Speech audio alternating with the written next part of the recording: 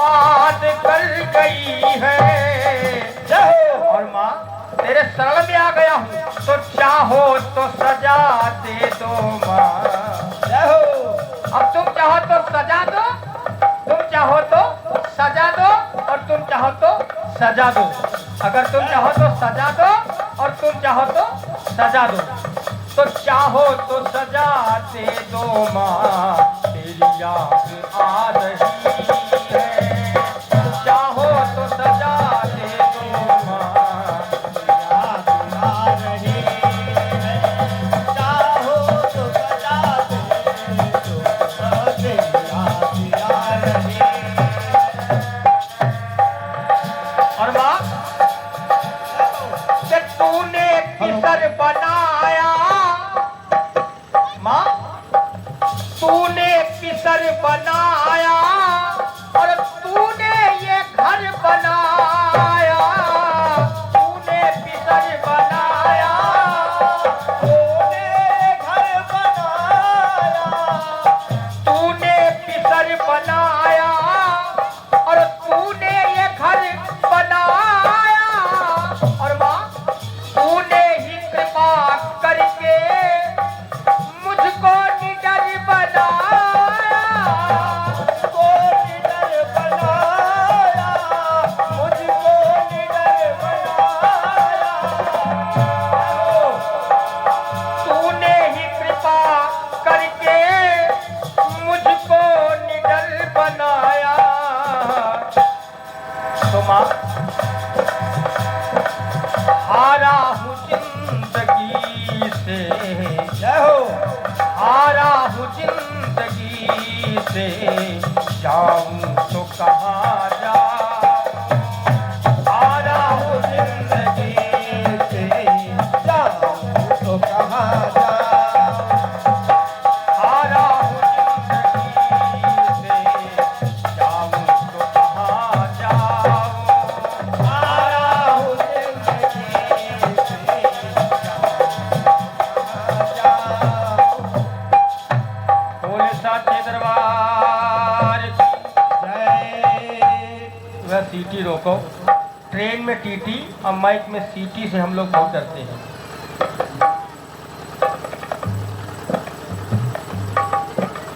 Hello hello,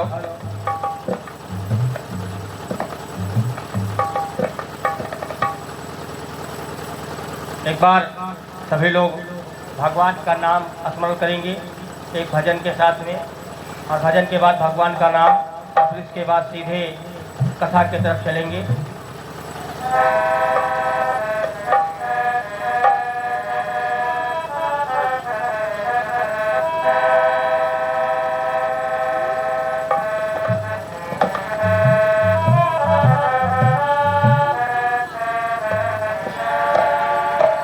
जब तलक है जिंदगी फुर्सत नहीं है काम से। जब तलक है जिंदगी फुर्सत नहीं है काम से, कुछ समय ऐसा निकालो प्रेम कर। क्योंकि ये जिंदगी 4 दिन की है, ये जिंदगी 4 दिन की है। ये चैनो अमन फन 4 दिन का है। खुशियों में भी गम के लिए थोड़ी सी जगह रखना, क्योंकि हमारा और आपका मिलन 4 दिन का है। आदमी ये सोचता है सोने का महल बनवाएंगे। आदमी क्या सोचता है कि मेरा एक बड़ा सा महल होगा सोने का। कितनी बड़ी कल्पना करता है आदमी। आदमी ये सोचता है सोने का महल बनवाएंगे, हो सका तो उसमें तालाब एक खुदवाएंगे। बहुत बड़ा सा मकान होगा और बीच में एक तालाब, जिसको आज अंग्रेजी में बोलते स्विमिंग पूल।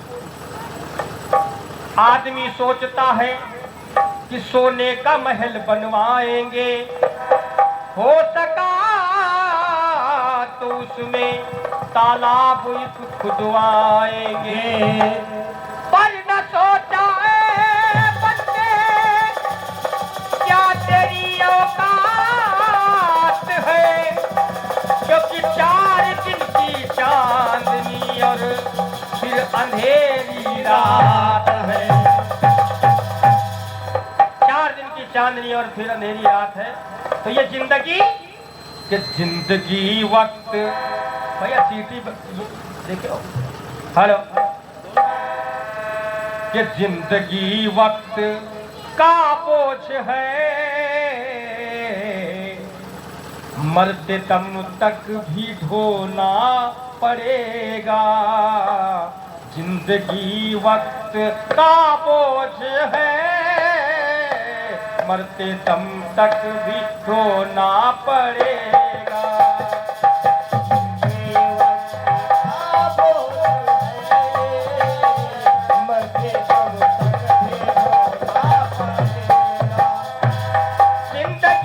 वक्त का बोझ है,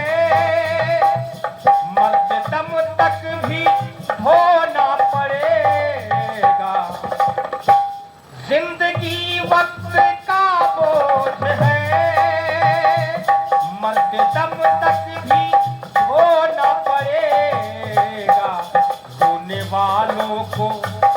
रोने वालों को खुशियाँ मिली, रोने वालों को खुशियाँ मिली, हंसने वालों को रोना पड़ेगा।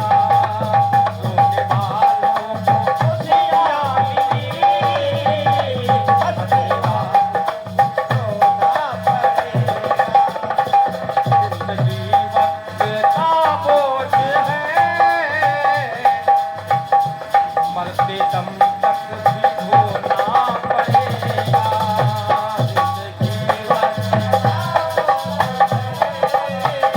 मरते दम तक भी ढोना पड़ेगा।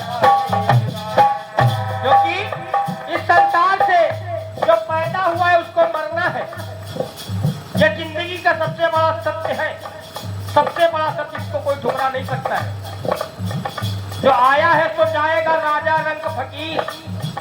तो अगर जाना ही है, क्योंकि एक दिन यार चले जाएंगे, एक दिन यार चले जाएंगे, सभी हजार चले जाएंगे, तज के तकरार चले जाएंगे, लेकर उधार चले जाएंगे। उम्मीद वाले द्वार आएंगे, उम्मीद वाले द्वार आएंगे, और करके प्रचार चले जाएंगे। सबको चले जाना है एक दिन। अगर सबको जाना है तो कि रोने वालों को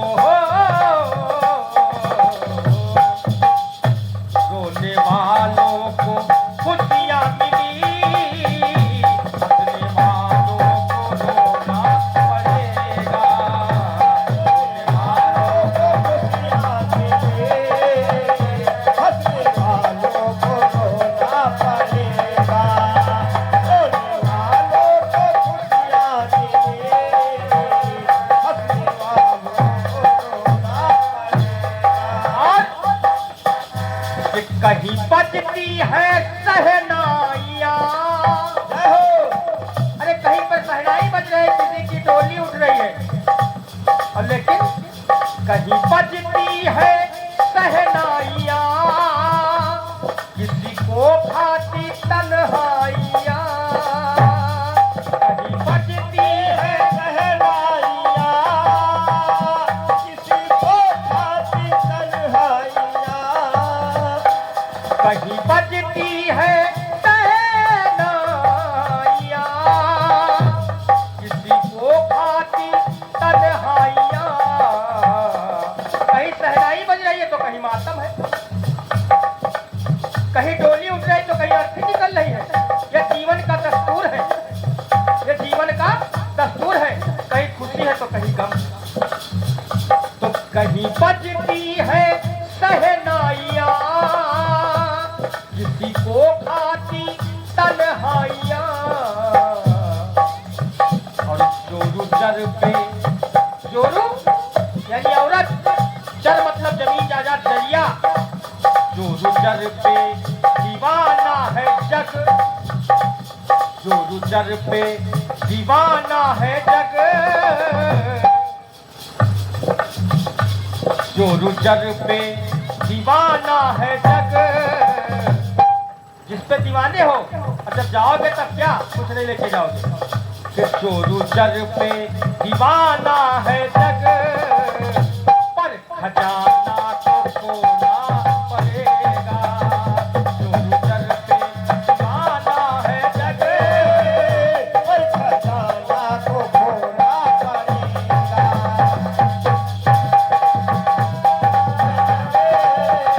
खजाना को खोना पड़ेगा। क्योंकि अरे जाही पदे मरे जाओ, जय हो। जाही पदे मरे जाओ, जरे जाओ जाही पदे, वह नौ निहाल लाल रत्ती भर दुनिया। जय हो। जाही पदे जरे जाओ मरे जाओ जाही पदे, वह नौ निहाल लाल रत्ती भर दुनिया। समय आने पर मैंने देखा है कि वही बच्चे जिनको 9 महीने माँ कोख में रखती है, पैदा करती है, और वही उसी माँ को वो बच्चे कहाँ कर देते हैं, वृद्धाश्रम में, वृद्धाश्रम में भेज देते हैं। तो जाही पदे मरे जाओ, जरे जाओ जाही पदे। लड़का बच्चन खच्चर मार चोरी डकैती सब करके पैसा बटोरा जा रहा है। जाही पदे मरे जाओ, चले जाओ जाही पदे, वह नौ निहाल लाल रत्ती भर दुनिया। जाही पदे मरे जाओ, चले जाओ जाही पदे, वह नौ निहाल लाल रत्ती भर दुनिया। कमाए कमाए के होयो परिवार है, वह नौ निहाल लाल रत्ती भर दुनिया। अंत चाल, अंत में अंत चाल चली नहीं कौनो जब सैलानी, तुम चिल्लई हो काल रत्ती भर सुनिया। चिल्लई हो कि मौत मिल जाए फिर भी मौत नहीं मिलेगी। तो जिंदगी वक्त का बोझ है, मरते दम तक भी होना पड़ेगा। जिंदगी वक्त का बोझ है, मरते दम तक भी होना पड़ेगा। जिंदगी वक्त का बोझ है, मरते दम तक भी होना पड़ेगा। और कम सुधा सारी तस्वीर है, वक्त के साथ तकदीर है। कम सुधा सारी तस्वीर है, वक्त के साथ तकदीर है। और सोने के महलों में सोते जो, चाहे इतना बड़ा महल बनवा लो, सोने का गुंबद लगवा लो, सोने का बिस्तर कर लो, सब कुछ सोने का कर लो। सोने के महलों में सोते जो, उनको माटी में सोना पड़ेगा। सोने के महलों में सोते जो, उनको माटी में सोना पड़ेगा। सोने के महलों में सोते जो, उनको माटी में सोना पड़ेगा। सोने के महलों में सोते जो, उनको माटी में सोना पड़ेगा। सोने के महलों में सोते जो, उनको माटी में सोना पड़ेगा। उनको माटी में सोना पड़ेगा।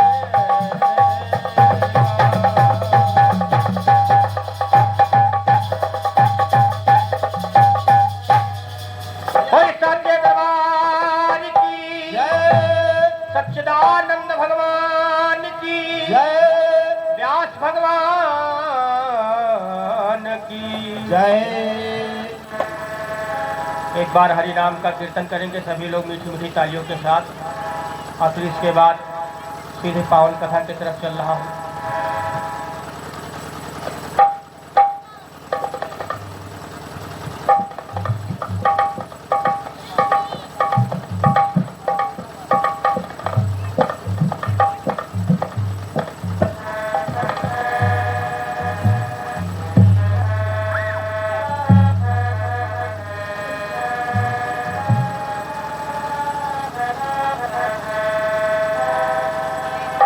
सभी लोग मीठी तालियों से कहेंगे कि श्री कृष्ण गोविंद हरे मुरारी, हे नाथ नारायण वासुदेवा।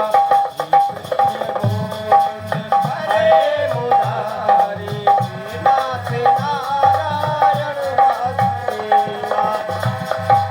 हे नाथ नारायण वासुदेवा, हे नाथ नारायण वासुदेवा। हे नाथ नारायण वासुदेवा। हे नाथ नारायण वासुदेवा। कृष्ण गोविंद। आप लोग ताली नहीं बजा सकते क्या? मीठी मीठी तालियों के साथ आप सभी लोग बोले। हम लोग भगवान के भजन में ताली बजाएं सभी लोग। सभी लोग। माँ बहनें सभी लोग। कृष्ण गोविंद हरे मुरारी, हे नाथ नारायण वासुदेवा। श्री कृष्ण गोविंद हरे मुरारी, हे नाथ नारायण वासुदेवा। हे नाथ नारायण वासुदेवा। हे नाथ सभी लोग साथ में बोले, सभी लोग। वासुदेवा। हे नाथ नारायण वासुदेवा, हे नाथ नारायण वासुदेवा। बोलो। कृष्ण गोविंद हरे मुरारी, हे नाथ नारायण वासुदेवा। श्री कृष्ण गोविंद हरे मुरारी, हे नाथ नारायण वासुदेवा। कृष्ण गोविंद हरे मुरारी, हे नाथ नारायण वासुदेवा।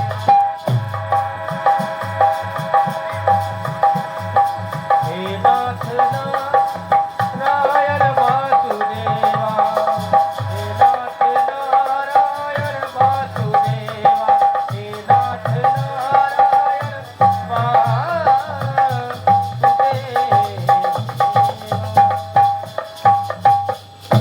बोले सच्चे दरबार की जय कृष्ण कन्हैया लाल की जय।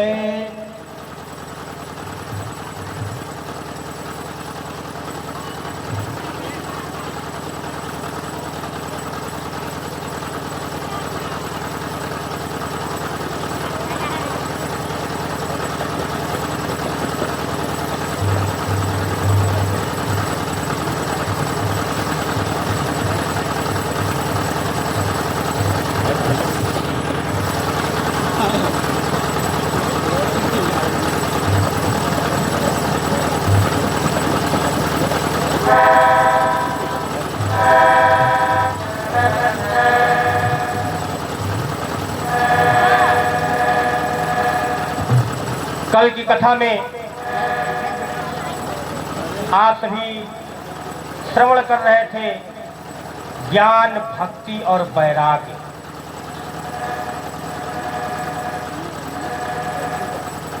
नारद जी बद्रिका आश्रम में पहुंच गए। वहां पर उनको कौन मिले थे?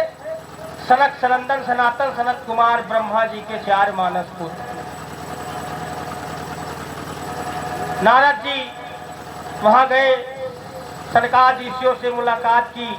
सनकादि ऋषियों ने कहा कि ये कलयुग का चढ़ाव है, जिसके कारण आज ज्ञान और वैराग्य बूढ़े हो गए हैं। उनको जगाना किसी के बस में नहीं है, और भक्ति तुरड़ी हो गई है। भक्ति जवान है, और जो उनके पुत्र है ज्ञान और वैराग्य, वो बूढ़े हो गए। आज सांस्कारिक इंसानों में भक्ति तो दिखती है, भक्ति तो सब में दिखती है, सभी भक्ति है, लेकिन भक्ति के साथ ज्ञान और वैराग्य नहीं है। भक्ति है मगर ज्ञान और वैराग्य नहीं है, और जहां पर ज्ञान नहीं है, कुर्सी सब पीछे कर दो भैया। विवेक नहीं है, तो भक्ति नहीं हो पाएगी। भक्ति स्वतंत्र है, भक्ति स्वतंत्र स्वतंत्र कुल खानी, और बिन सत्संग न पावे प्राणी। यहाँ ले जाओ पीछे।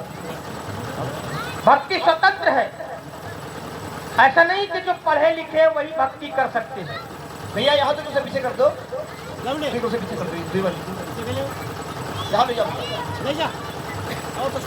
बोले सच्चिदानंद भगवान भगवान। की जय। ऐसा नहीं कि जो पढ़े लिखे वही भक्ति कर सकते हैं। भक्ति का मार्ग जो अनपढ़ है, जिन्हें कुछ नहीं आता जाता है, वो भी राम राम कह के तर जाते हैं। वो भी राम राम कह के तारा तरण हो जाता है उनका। एक छोटी सी कथा सुना रहा हूं। एक डाकू थे जिनका नाम था रत्नाकर। हम लोगों ने बहुत पहले पढ़ा था, जिनका नाम था रत्नाकर। डकैती चोरी इत्यादि किया करते थे।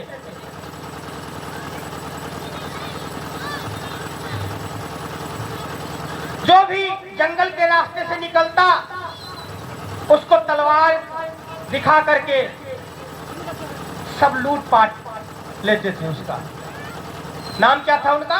रत्नाकर। वो डकैती करते थे। एक बार भगवान की माया हुई। भगवान सप्त ऋषियों का भेष बनाकर जिस राह पे ये डकैती करते थे उसी राह से गुजरे। किसका भेष बनाकर? ऋषियों का भेष बनाकर, संतों का भेष बनाकर उसी राह से गुजरे। और जब गुजरे तो जो रत्नाकर डाकू थे, इन्होंने झट से तलवार निकाली। कहाँ जा रहे हो? अपना सारा सामान रख दो वरना अपने प्राणों से हाथ धो बैठोगे। और ऋषि के पास क्या? वही कमंडल, वही अचला। भाई मुनियों के पास क्या होता है? संतों के पास क्या होता है? वही कमंडल, वही अचला।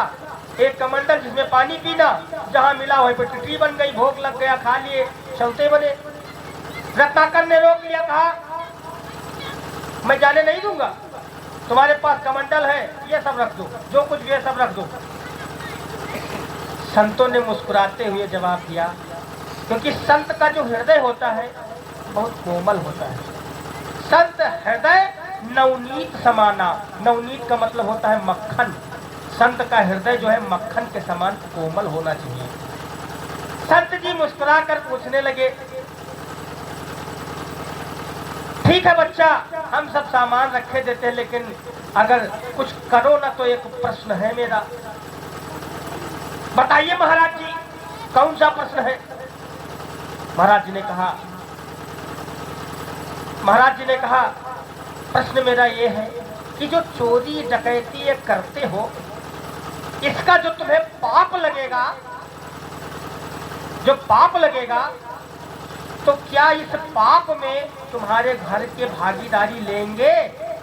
जो तुम्हारे घर के हैं, पति पत्नी पुत्र, जो परिवारीजन है, वो क्या इसमें भागीदारी लेंगे? अब कहा महाराज बड़े चालाक हो, हम घर पे पूछने चले जाए और तुम यहाँ से चले जाओ। हम घर पे पूछने चले जाए कि तुम लोग मेरे पाप में, जो मैं पाप करके कमा के किसी तरीके से तुम लोगों को खाना खिला रहा हूँ, पालन पोषण कर रहा हूँ, भोजन इत्यादि करवा रहा हूँ, चाहे मैं चोरी से लेके आऊँ, डकैती से लेकर आऊँ, लेकिन परिवार को पाल रहा हूँ, मैं पूछने चले जाऊँ, और जब मैं पूछने जाऊँ तब तक तुम भाग जाओ। संतों ने कहा नहीं, जंगल का रास्ता था, बनकस लगा हुआ था। संतों ने कहा लो बनकस तोड़ो, इसी म्यान से काटो और हम लोगों को पेड़ में बांध दो बनकस, और फिर इसके बाद घर को जाओ। इसके बाद घर को जाओ, पूछ के आओ कि जो पाप कृत्य करते हो, जो पाप का कर्म करते हो, क्या तुम्हारी पत्नी, तुम्हारे बच्चे सब साथ देंगे तुम्हारा? रत्नाकर ने बांध दिया। बांधने के बाद रत्नाकर घर को दौड़ते हुए पहुंच गए। और जब घर को पहुंचे तो अपने पत्नी से कहा, देवी, ए प्रिय देवी, जो मैं पाप करके, दूसरों का छीन करके, दूसरों का हक छीन करके, मार करके जो मैं पैसा रुपया लेकर के आता हूँ, जिससे अन्न आता है, जिसको तुम खाते हो, ये जो मुझे इसमें जो मैं चोरी डकैती करता हूँ, इसमें जो पाप लगेगा, तो जो मुझे ऊपर सजा मिलेगी, क्या आप मेरा साथ देंगी? आप तो मेरी अर्धांगनी है। पत्नी ने कहा, आप तो घर के मुखिया हैं, आप कैसे भी लेकर के आओ, ये आपका कर्तव्य है, आप कैसे भी लेकर के आओ, मैं साथ नहीं दे सकती आपके पाप में। पुत्र से पूछा, पुत्र ने कहा, पिताजी, मैं तो अबोध बालक हूं, मैं क्या जानूं आप कहां से कैसे लेकर के आते हो। पिताजी, मैं कुछ नहीं साथ दे सकता। वहीं पे रत्नाकर,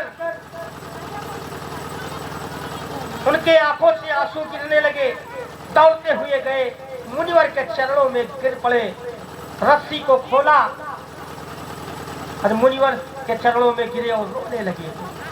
तब मुनिवर ने कहा कि बेटा, राम नाम का जप करो, जिससे तुम्हारा कल्याण होगा। भाई, संतों के दरबार में जाओगे तो क्या बताएंगे? राम नाम कहो। कहा, राम नाम का जप करो, जिससे तुम्हारा कल्याण होगा, जिससे तुम्हारा तारण तरण होगा। अब इतना पापी था कि उसके मुख से राम का नाम ही नहीं निकल रहा था, क्योंकि जो रत्नाकर थे उनके आराध्य थे महादेव। तो पहले महादेव से मां लिया, इसके बाद राम का बड़ा रा लिया, और पहले मां जोड़ा फिर रा जोड़ा, तो क्या हो गया? मरा। और मरा मरा कहते कहते उल्टा नाम जपत जग जाना, वाल्मीकि भय ब्रह्म समाना। मरा मरा कहते हुए मरा मरा मरा मरा आ गया। इसलिए कहते हैं, राम नाम पेड़ा, सोच खाओ चाहे टेढ़ा, मीठी लगेगा। इस प्रकार से बोले सच्चिदानंद भगवान की जय। इस प्रकार से आज बद्रिका आश्रम से चले सनकादि ऋषियों ने कहा कि जो ज्ञान वैराग्य है उनसे बता दो कि अब उनकी तरुण अवस्था दोबारा नहीं आएगी, और उपाय सिर्फ एक है। यदि कलयुग में कुछ दिनों के लिए उनको निरोग करना चाहते हो, यानी रोग से निरोगी बनाना चाहते हो कुछ दिनों के लिए, तो श्रीमद् भागवत कथा का अनुष्ठान कराओ। और वो जो ज्ञान वैराग्य जो सोए हुए हैं, जो जर्जर बुढ़े की अवस्था में हैं, उनको श्रीमद् भागवत कथा का रसास्वादन कराओ, जिससे वो कुछ दिनों के लिए तरल हो सकते हैं, जवान हो सकते हैं। इस प्रकार से सनकादि ऋषियों ने अनुष्ठान रखा, साप्ताहिक कथा श्रवण कराई, और पुनः ज्ञान और वैराग्य अपने अवस्था में आ गए। बोले सच्चिदानंद भगवान की जय। सूत जी महाराज कथा श्रवण करा रहे हैं नैमिषारण्य में 88,000 ऋषियों को, जिनमें सौनकादि ऋषि मुख्य यजमान है। सूत देव जी कहते हैं कि अब मैं इतिहास का वो कथा सुनाने जा रहा हूं, एक इतिहास बताने जा रहा हूं। इति माने समाप्त, और हास्य माने कथा। जो कथा कभी समाप्त नहीं होती है, वो है इतिहास। जन्म जन्मांतर से श्रीमद् भागवत कथा, हमारे पुरखे तुम्हारे पुरखे कितने पुरखे चले गए, कथा नहीं गई, कथा वही है। रामचरितमानस वही है, रामायण वही है। तुलसीदास जी ने रामचरितमानस में लिखा है,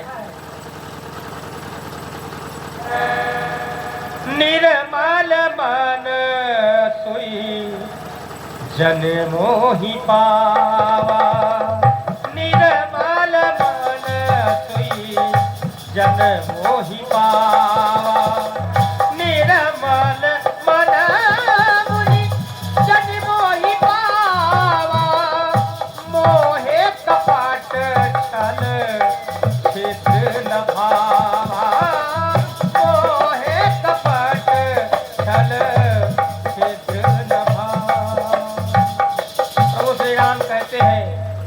निर्मल मन सोई जन मोह पावा। जो मन का निर्मल होता है, काला कपटी रूप नहीं होता है मन का, बात आए मुंह पे कहने वाला होता है, वो भगवान का सबसे प्रिय होता है। साधु संतों का सेवा करने वाला भगवान का सबसे प्रिय माना जाता है। सुतदेव जी कहते हैं, आज मैं वो कथा सुनाने जा रहा हूं। तुंगभद्रा नदी के तट पे एक ब्राह्मण रहते थे। तुंगभद्रा नदी के तट पे एक नगर था, जिस नगर का नाम था उत्तम नगर। उसमें चारों वर्ण के लोग रहते थे। चारों वर्ण का मतलब हुआ ब्राह्मण, क्षत्रिय, वैश्य और शूद्र। चारों वर्ण के लोग रहते थे, जिसमें आत्मदेव जी महाराज सीधे साधारण से ब्राह्मण, ओजस्वी सूर्य के समान उनका तेज, बहुत अच्छे ब्राह्मण, वेद वेदांतों के ज्ञाता। भगवान की कृपा कि वो इतने अमीर थे कि उन्होंने तमाम कुछ दान दिया, बहुत कुछ दान में दिया। और उनकी पत्नी धुंधली, आत्मदेव जी, उन ब्राह्मण का नाम था आत्मदेव जी महाराज। उनकी पत्नी धुंधली, उनकी पत्नी क्या नाम था? धुंधली। कर्कशा नारी थी। कर्कशा नारी का मतलब लड़ाकू।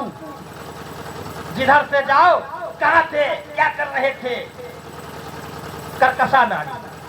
कर्कशा नारी थी। मान लो पेड़ बेर का जोड़ा, जैसे कहीं पे केले के पत्ते लगे हों, आत्मदेव जी महाराज केले के पेड़ है, और उसी के बगल में पेड़ का पेड़ लगा हो और जोर से झोंका चले तो केले के पत्ते क्या होंगे? हट जाएंगे। इस प्रकार से आत्मदेव जी महाराज सीधे साधारण से ब्राह्मण, बढ़िया अच्छा सा कमाई करते हैं, बड़ा बड़ा वेद, बड़ा बड़ा पाठ करने जाते हैं। तमाम राजा महाराजा से तमाम धन एकत्रित हो गया, लेकिन एक खुशी उनके घर में नहीं थी, संतान नहीं थी, कोई संतान नहीं थी। आत्मदेव जी महाराज का चौथा पन और कोई संतान नहीं घर में।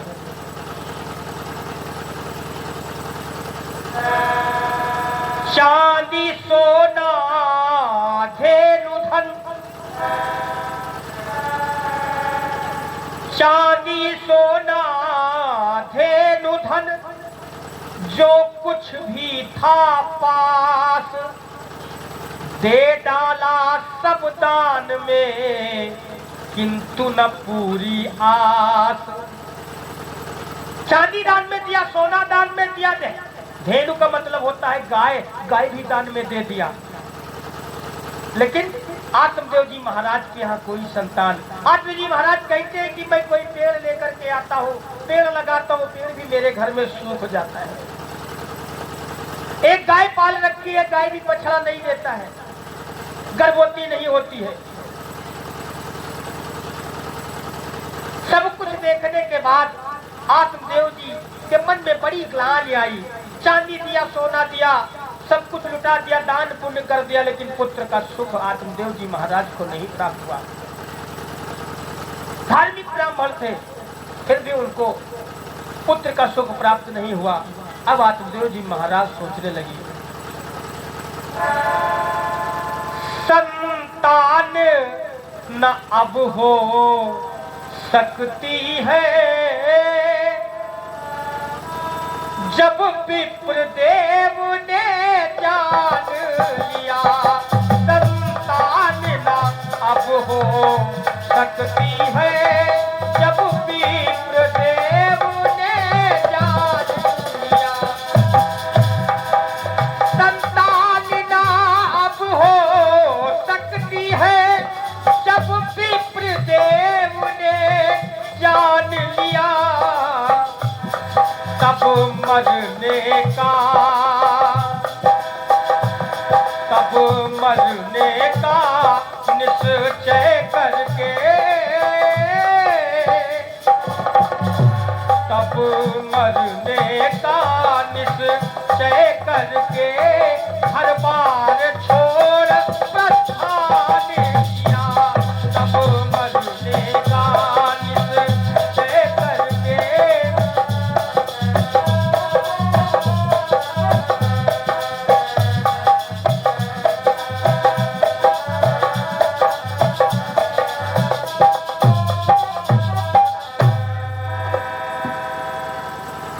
छोड़ दिया सब, मरने का निश्चय कर लिया कि अब मुझे संतान होगा ही नहीं, मेरे घर में लाल होगा ही नहीं, तो मैं जी करके क्या करूंगा।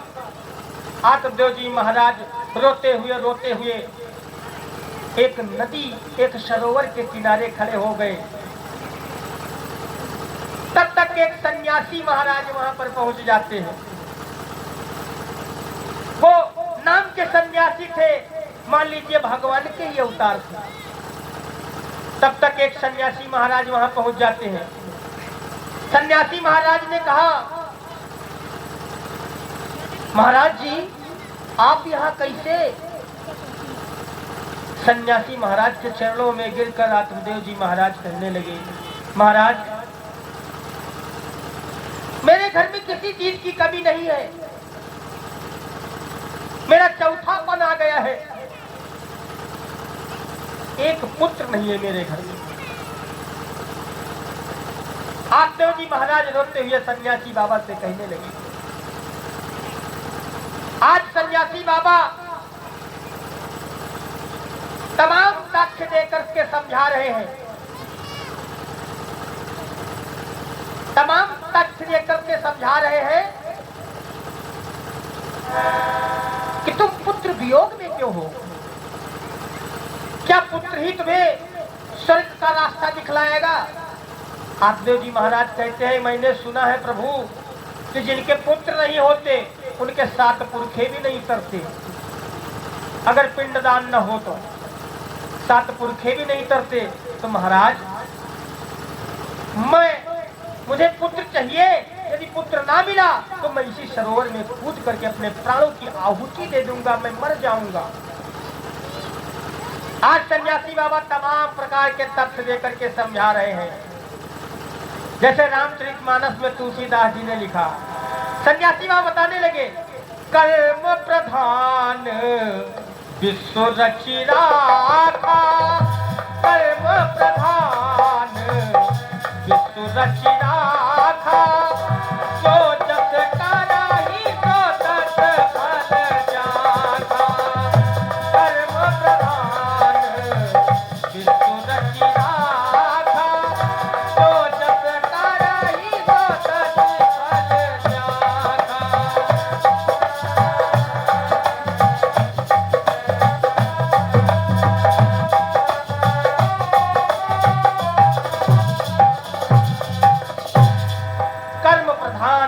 रचि राखा, जो जस करहि सो तस फल चाखा। ये कोई जरूरी नहीं है कि तुम्हारे यहाँ पुत्र होगा, वो पिंडदान करेगा तभी तुम तरोगे। नहीं, तुम्हारे कर्म अच्छे हैं, तुम पूजा पाठ इत्यादि भगवान का ध्यान करते हो नियमित रूप से, तो तुम प्रभु के शरण में लग जाओगे। कोई जरूरी नहीं कि तुम्हारे पुत्र हो या ना हो। आज लेकिन आत्मदेव जी कैसे मान जाए? आत्मदेव जी महाराज कहते, नहीं महाराज मुझे पुत्र चाहिए, मैं मर जाऊंगा, मुझे पुत्र चाहिए। बार बार आत्मदेव जी महाराज को सन्यासी बाबा समझा रहे हैं, तमाम तथ्य देकर के समझा रहे हैं। आत्मदेव जी, कि दैवत कपूत हुआ पैदा तो अपना जौहर दिखलाएगा। दैवत कपूत हुआ पैदा तो अपना जौहर दिखलाएगा। दैवत कपूत हुआ पैदा तो अपना जौहर दिखलाएगा, और मिट्टी में तुझे मिलाएगा, मिट्टी में तुझे मिलाएगा, खुद मिट्टी में मिल जाएगा। मिट्टी में तुझे मिलाएगा, खुद मिट्टी में मिल जाएगा।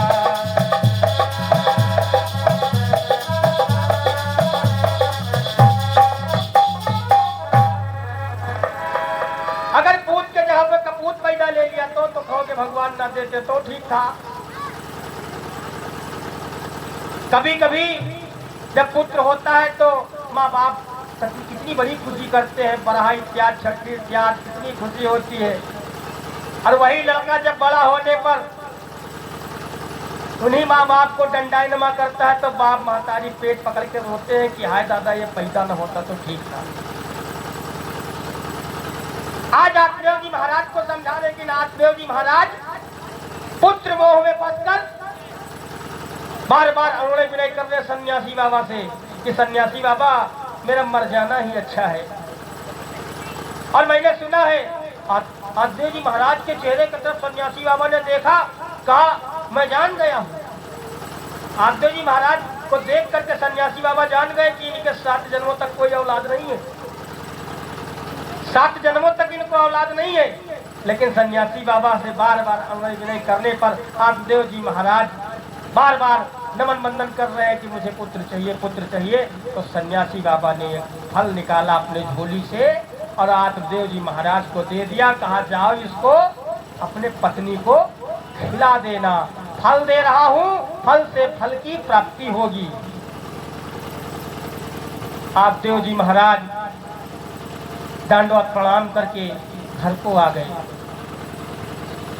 घर को आ गए, अपनी देवी, अपने प्रियतमा, अपनी पत्नी को बुलाया।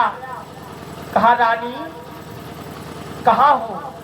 पत्नी आई, पत्नी के हाथ में वो फल दिया और कहा इसको खा लेना, ये प्रसाद है, इससे हमको फल मिलेगा। एक सन्यासी बाबा ने दिया है। और पत्नी का नाम धुंधली, वो कर्कशा नारी पहले से, जिसका नाम ही धुंधली हो।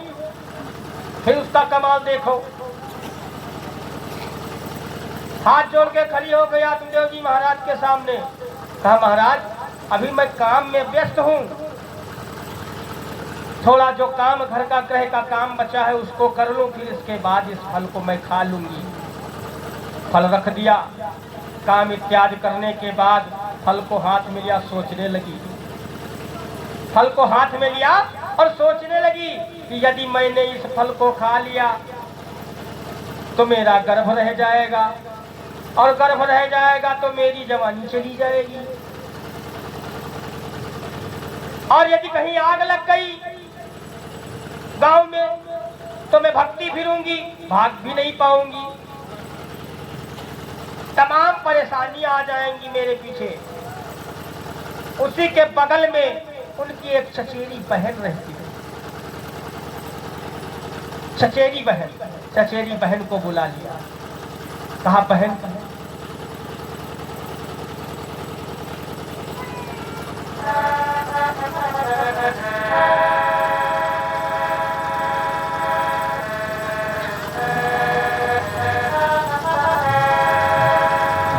चचेरी बहन को बुला लिया। और जब चचेरी बहन को बुलाया तो चचेरी बहन से कहने लगी, बहन आज मेरे प्राणों को बचा लो। कहा जितने दिन का ये फल आया हुआ है, उनकी चचेरी बहन ने कहा जितने दिन का ये फल आया हुआ है उतने दिन का गर्भ हमारा है। चूंकि उनकी जो बहन थी वो गरीब थी, वो धुंधली अमीर थी, तो लुका छुपा करके उस फल को कहा इस फल का भी मान देखना है। तो उस फल को जो आत्मदेव के यहाँ गैया बांधी थी उसको खिला दिया। और जो उनकी बहन थी चचेरी बहन, उनसे कहा कि मैं नाटक कर लूंगी घर में कि मुझे गर्भ है, और जब बच्चा पैदा होगा तो वो बच्चा चुपके से मेरे गोदी में डाल जाना, और जब कभी उसको भूख लगेगी तो मुझसे मिलने आने के बहाने उसे दूध भी पिला देना। इसी तरीके से दोनों की बातें बन गई कि ठहर गई इस भांति से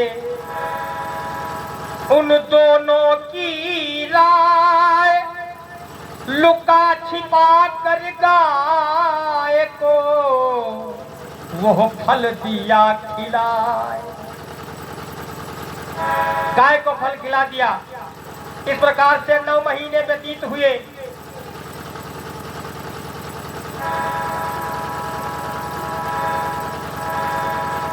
पुत्र आया।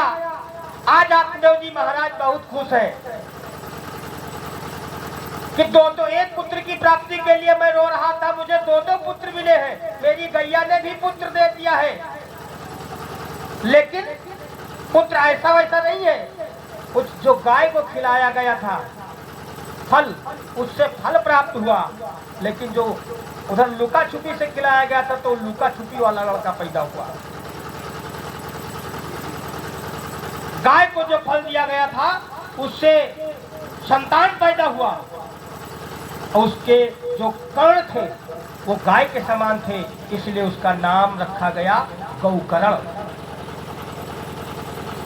गौकर्ण, गाय के समान उसके कान थे और पूरा शरीर मनुष्य का था, गौकर्ण नाम पड़ा। अब जो धुंधली खिला रही थी लड़के को, पाल रही थी, वो तो गाय से पैदा हुआ, तो वो आत्मदेव जी महाराज ने नाम रख दिया गौकर्ण। गौकर्ण नाम रख दिया। उधर जो धुंधली ने नाटक करके पाला था अपने चचेरी बहन के लड़के को, धुंधली ने कहा इसका नाम मैं रखूंगी। आप जानते ही हो कि राजहट, त्रिया हट, ये सब हट बड़े खराब होते हैं। अगर मेहरारू चाह ले तो उनका हुआ ना जाएगा, फिर कारण कही रहेगी, फिर ना जाएगा। ऐसे हट होते हैं।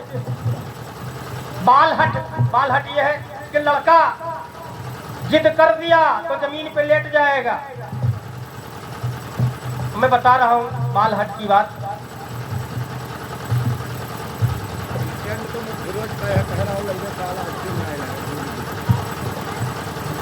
हेलो, बाल हट की बात बता रहा हूं।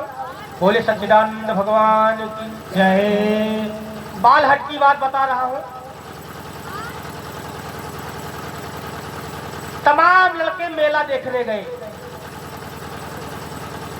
भैया रमेश जी, तमाम बच्चे मेला देखने गए, जैसे जंगली बाबा मेला होता है।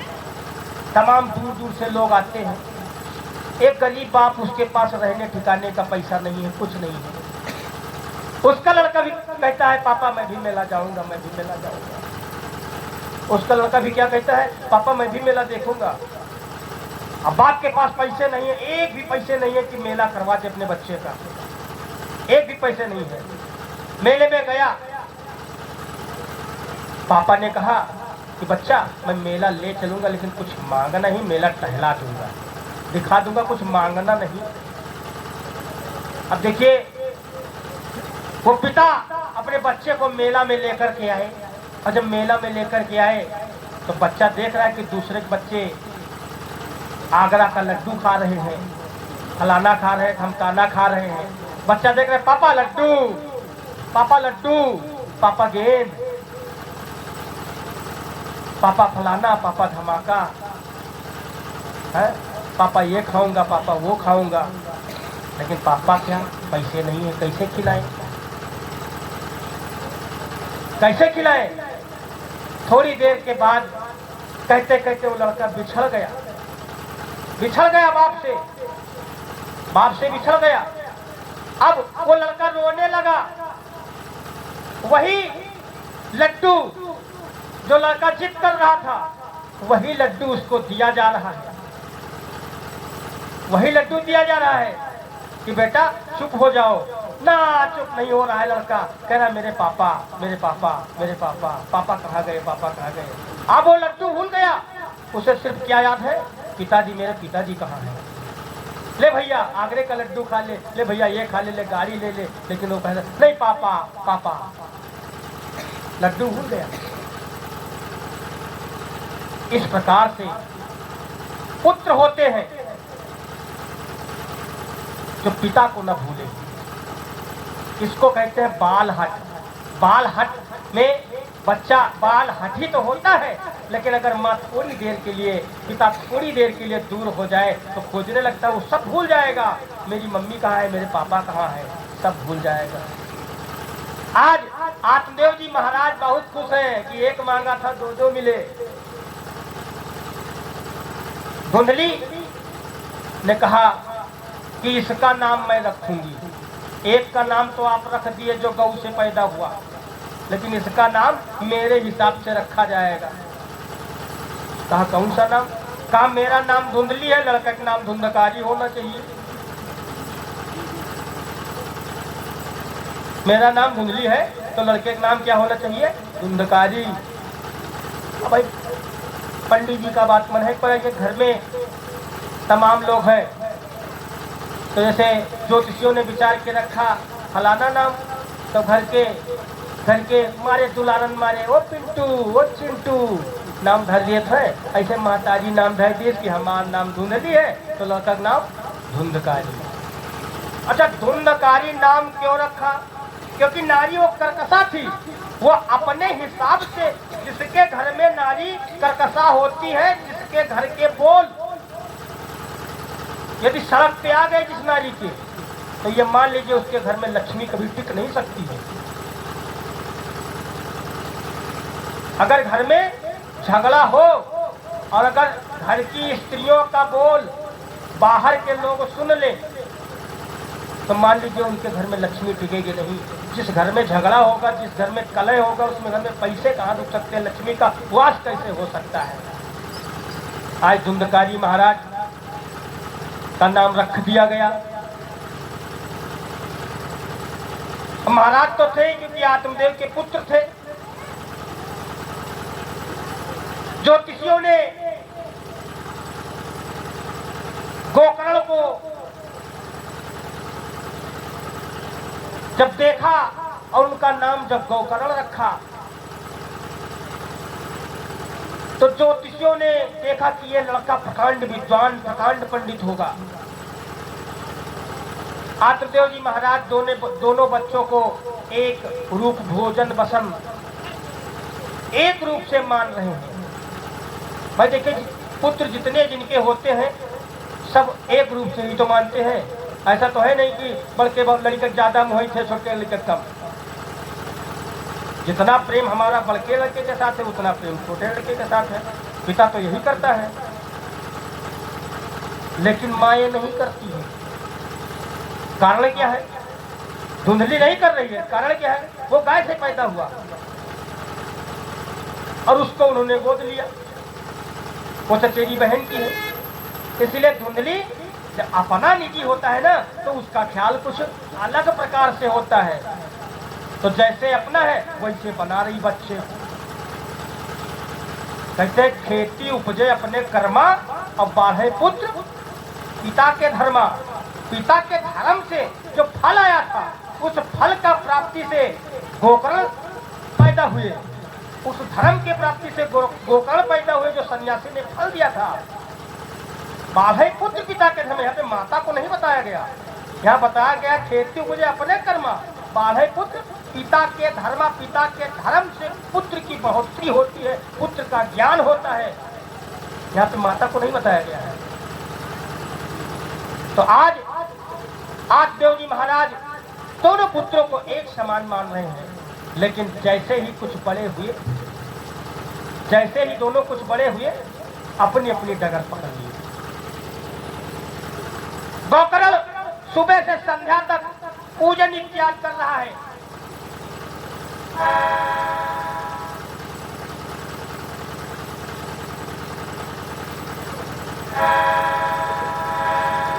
गोकर्ण महाराज सुबह से संध्या तक पूजन इत्यादि कर रहा है। आठों पहर भगवान का नाम जाप कर रहा है।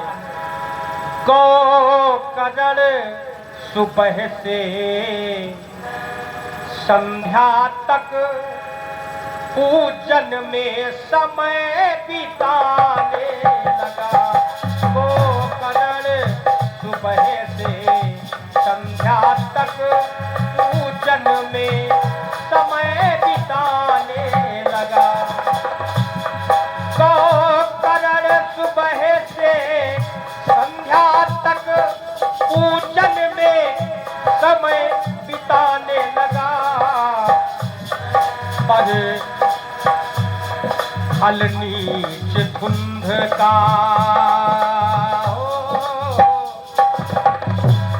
फल नीच धुंध का रीले गिर पैस्याओं के घर जाने लगा। फल नीच धुंध का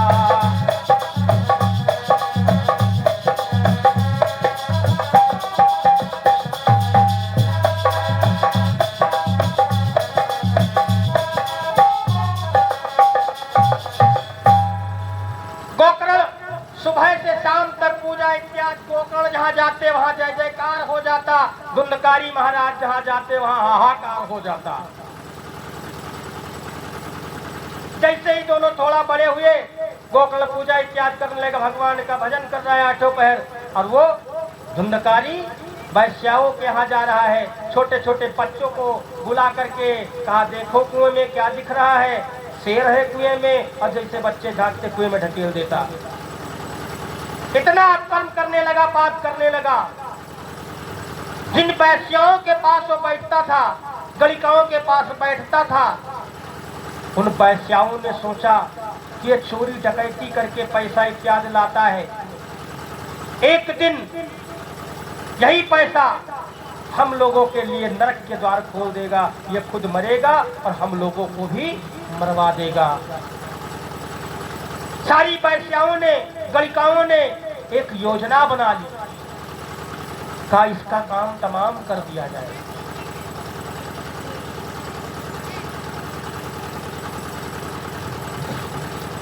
कहा इसका काम तमाम कर दिया जाए। योजना बन रही थी। इधर धुंधकारी घर को जाता है, माँ को तंग करता है, जो घर में पैसा है उसको लेकर के आता है, पिता से झगड़ा करता है। आत्मदेव जी महाराज परेशान हो गए। इतना परेशान हुए आत्मदेव जी महाराज कि जंगल को प्रस्थान कर लिए।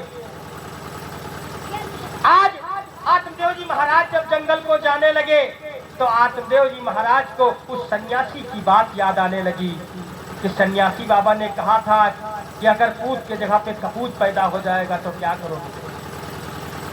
आत्मदेव जी महाराज मन ही मन सोच रहे हैं, रो रहे हैं। गोकर्ण के पास आत्मदेव जी महाराज गए। गोकर्ण के पास आत्मदेव जी महाराज गए कि बेटा अब मेरा जीना व्यर्थ है, मैं क्या करूं। गोकर्ण ज्ञानी पुरुष था।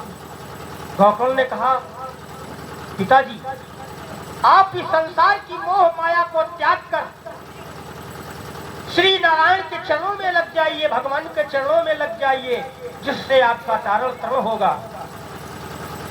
कुछ नहीं रखा है मोह माया में। माया मैहा मरे आदमी, जानी काका करे आदमी। माया मैहा मरे आदमी, जानी काका करे आदमी। क्या क्या नहीं कर रहा है इस माया रूपी संसार में। आत्मदेव जी महाराज जंगल को प्रस्थान कर जाते हैं और इस प्रकार के कृत्यों को देख करके गोकर्ण जी महाराज तीर्थाटन में चले जाते हैं। तीर्थाटन करने, चारों धामों की यात्रा करने चले जाते हैं। अब तो बिल्कुल आजादी हो गई थी, ना पिताजी है ना भाई है, अब अकेले है, पूरी आजादी। महतारी बूढ़ी वो भी क्या करे। अब डंडा लेकर के अपने माँ के पास पहुंच गया। कहा, बोल बुढ़िया कहाँ सोना चांदी छुपा के रखा है। एक बात बताएं भैया, बोले सच्चिदानंद भगवान की जय। एक कथा सुना रहा हूं छोटी सी, और बहुत मार्मिक प्रसंग है, इसी से जोड़ रहा हूं। एक भगवान ने हम लोगों को शरीर दिया। कितने पन दिए शरीर में? 4 पन। चौथा पन काहे का है? बुढ़ापा का, जिसको बोलते हैं चौथा पन। और 4 स्वर्ग के द्वार भगवान ने लगा दिए। स्वर्ग के द्वार कितने? 4। पहला द्वार स्वर्ग का है बचपना, दूसरा द्वार वायस्क, तीसरा द्वार जवानी और चौथा द्वार बुढ़ापा। ये 4 द्वार को पार करना होता है स्वर्ग को जाने के लिए। भगवान ने 4 गेट बना दिए। एक गेट पर एक वैश्या खड़ी थी। भगवान परीक्षा ले रहे भक्तों की कि कौन भक्त कैसे आएगा। एक गेट पर एक वैश्या खड़ी थी। जब मनुष्य गया उस द्वार पर, तो उस द्वार पर लिखा था कि अगर स्वर्ग में प्रवेश करना है तो इस वैश्या के साथ एक रात रुक जाओ। मनुष्य ने सोचा, उस आदमी ने सोचा कि इसके पास रुकना पाप है, आगे बढ़ गया।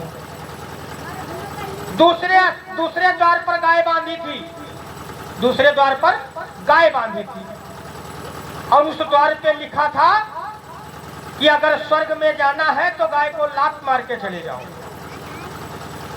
मनुष्य ने सोचा ये भी पाप है, गाय को लात मारकर स्वर्ग कैसे जा सकते हैं, यह सबसे बड़ा पाप है। और तीसरे द्वार पे मांस रखा था, अगर स्वर्ग जाना है तो मांस को खा लो और स्वर्ग चले जाओ, द्वार पे लिखा है अगर मांस खाओगे स्वर्ग का द्वार खुलेगा। मनुष्य ने कहा अरे बाप रे बाप, राम कहो बड़ा पाप हो जाएगा। चौथे द्वार पर शराब रखी थी, चौथे द्वार पर शराब रखी थी, कहा इस शराब को पूरा पी जाओ और स्वर्ग का द्वार खुल जाएगा। मनुष्य ने सोचा, अब देखिए यहां से बुद्धि उसकी खराब होने लगी। मनुष्य ने सोचा कि यार वैश्या के साथ रहना पाप है, गाय को लात मारना पाप है, मांस खाना पाप है, लेकिन शराब पीना पाप नहीं है। अब क्या किया, शराब पी लिया, और जब शराब पी लिया तो मति भ्रष्ट हो गई, दिमाग भ्रष्ट हुई। तो जिस वैश्या को छोड़ करके आया था उसी वैश्या के साथ भोग विलास भी कर लिया, एक पाप यह कर लिया, शराब पिया एक पाप, वैश्या जिस वैश्या को छोड़ करके आया था कि ये पाप है उसी के साथ भोग विलास कर लिया, और उसी के नशे में जिस गाय को लात नहीं मारनी चाहिए उस गाय को भी लात मार दिया। अब अंत में शराब पीने के बाद नमकीन खाने का मन हुआ तो उस मांस का भी सेवन कर लिया। इसलिए 4 दरवाजे बड़े संभाल के चलने हैं। इन 4 दरवाजों को अगर हमें पार करना है तो एक एक पग फूक फूक के रखना होगा। देखिए हमारे सतगुरु भगवान कहते हैं शाकाहारी रहना है। क्या तमाम प्रकार के साग फूस बने हैं, तमाम प्रकार के विटामिन की चीजें बनी है, घी है, दूध है, मक्खन है, मलाई है, तमाम चीजें हम खा करके तंदुरुस्त और जी सकते हैं, अच्छे से भगवान का भजन कर सकते हैं। लेकिन शराब ने देखिए क्या क्या बिगाड़ा, जो 3 कर्म वो नहीं करना चाहता था उसको भी उसने कर दिया। इसलिए शराब को हाथ लगाना नहीं चाहिए। शराब जब भी हाथ लगेगा तो मुख से कुछ अनाप शराब निकल ही जाएगा। बोले सच्चिदानंद भगवान की। इस प्रकार से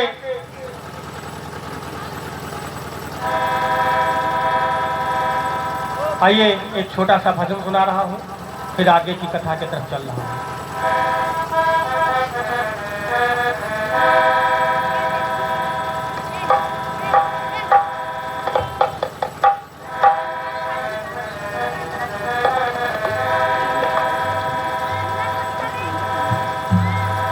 भगवान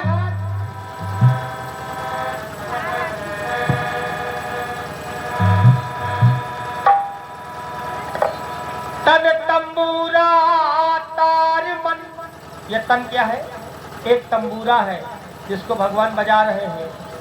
तन तंबूरा तार मन अद्भुत है ये साज, और हरि के कर सो बज रहा हरि की ही आवाज।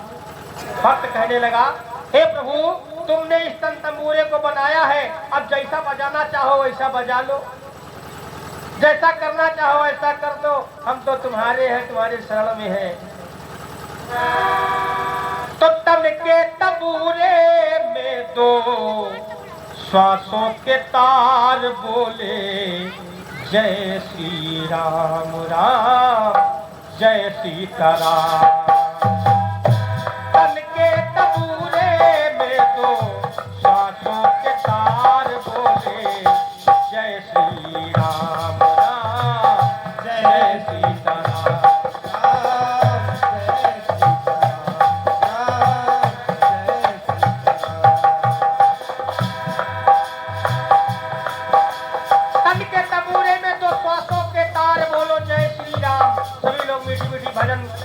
मीठी मीठी तालियों के साथ साथ में बोलेंगे कि तन के तंबूरे में 2 श्वासों के तार बोलो जय श्री राम।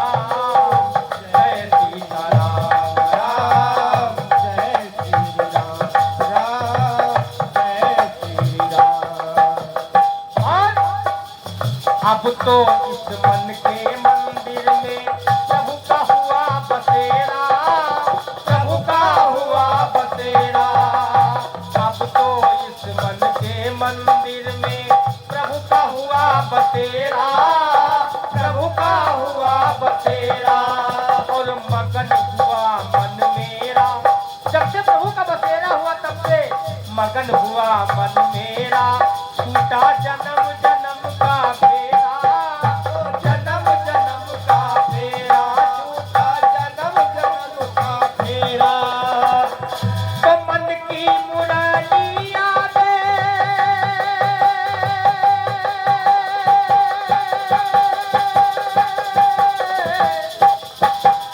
के मन की मुरलिया में, मन की मुरलिया में सुर का सिंगार बोले जय श्री राम राम, जय राम श्याम श्याम, जय राम श्याम श्याम, जय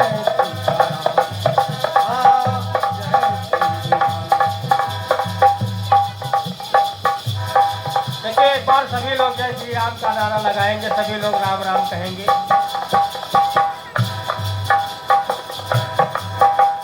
कि श्री राम जय राम जय जय राम, श्री राम जय राम जय जय राम, श्री राम जय राम जय जय राम, श्री राम जय राम जय जय राम, श्री राम जय राम।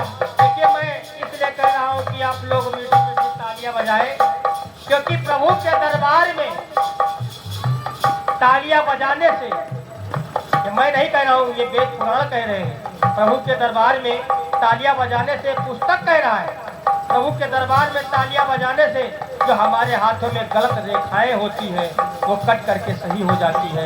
अगर मृत्यु तुम्हारी 4 दिन में होने वाली है तो मृत्यु 40 वर्ष बाद होगी। जो गलत रेखाएं हैं वो कट जाएंगी और प्रभु के दरबार में मस्तक को बार बार झूम झूम के बजाने से नींद भी नहीं पड़ेगी, प्रभु का भजन भी होता रहेगा। तो सभी लोग बोलेंगे कि श्री राम जय राम जय जय राम, श्री राम जय राम जय जय राम, श्री राम जय राम जय जय राम, श्री राम जय राम जय जय राम। कौशल्या के प्यारे राम, कौशल्या के प्यारे राम, कौशल्या के प्यारे राम। बोले आप लोग भी बोलिए, आप लोग भी बोलिए। कौशल्या के प्यारे राम,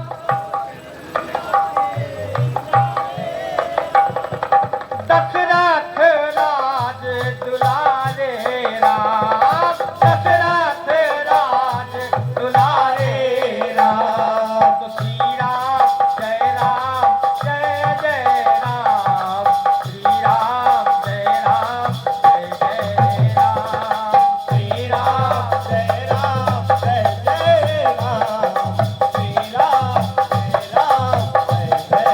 राम। बोलो श्री राम जय जय राम, श्री राम जय जय राम, श्री राम जय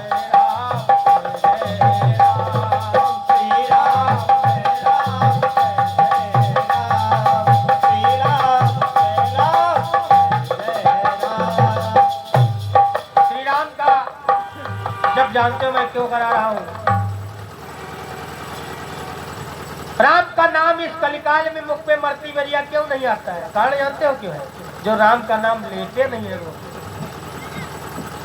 सच बता रहा हूं, सतयुग त्रेता में जन्म जन्म मुनि जतन कराही, अंतराम कहियत ना आवत नहीं। जन्म जन्म मुनि जाप करके तपस्या करके प्राण त्याग देते थे, लेकिन राम का नाम मुख पे नहीं आता था। लेकिन कलयुग केवल नाम आधारा, कलयुग केवल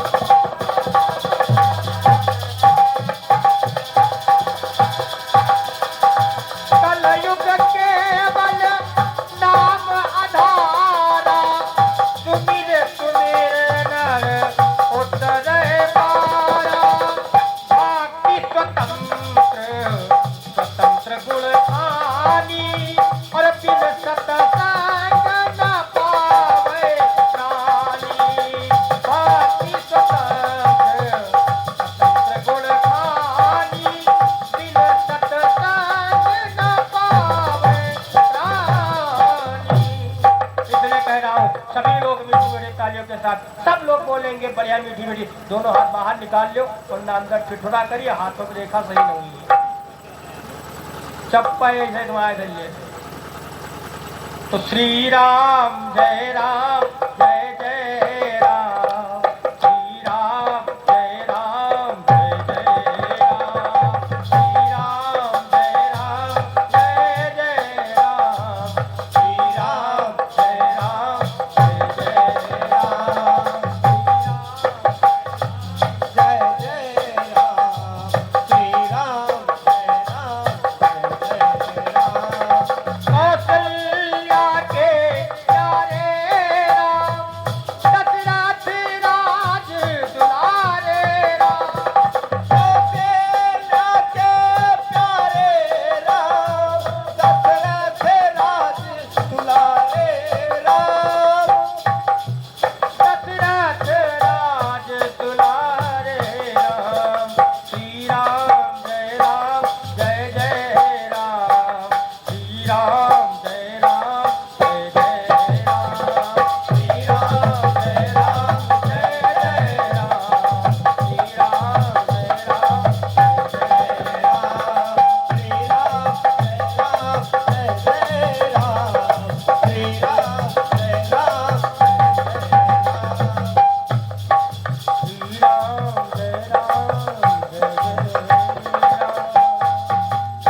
बोले सच्चिदानंद भगवान की। जय। सूत जी महाराज कहने लगे